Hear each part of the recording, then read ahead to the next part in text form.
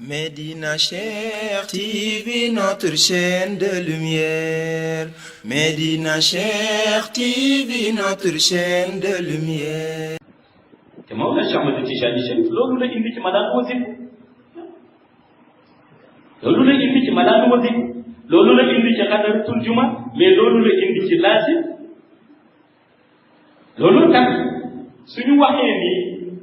demul rek sant taalibe ni pour defar ko faw mu duggloo ko xel ba 24 heures sur 24 mais c'est parce que Mawlana Cheikh Ahmad Tijani Chérif dafa jël li nga xam ni moom la taalibe bi waroon daj ci retraite spirituelle mu delloo si loolu ci méditation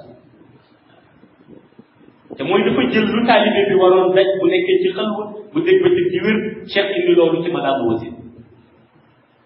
mu di ko am ci wasif di ko am ci xadaratul juma mais di ko am ci laazim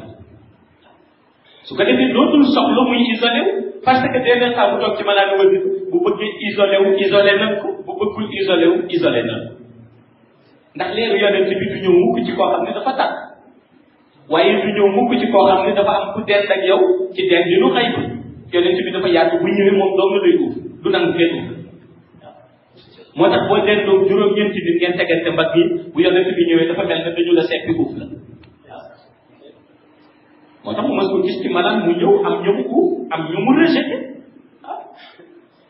bi ñu wul si papa noppi ma koy nettali benn mbokk mu ma toogal Cheikh Jibril Diagne di ko wax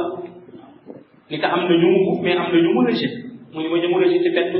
ñu ndax ñooñu yonent bi du leen dugal ci biir leer te ñooñu ñu mu rejeté ak ñu mu uuf ñun ñoo den moo tax boo den léegi nit bay laalanteeg moom nii yonent bi mën na ñëw uuf la rejeté ka nga den loolu tax boo toogee ci wasifa mën na la isolé isolé la mais jël la ci lumière comme mën na la bàyyi ci côté shahada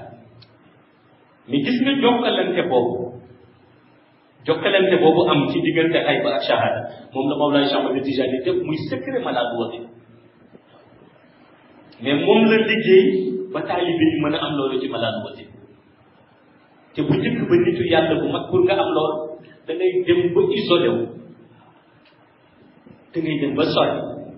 donc ci àll ba di yow donc mu leer ni kenn gisu la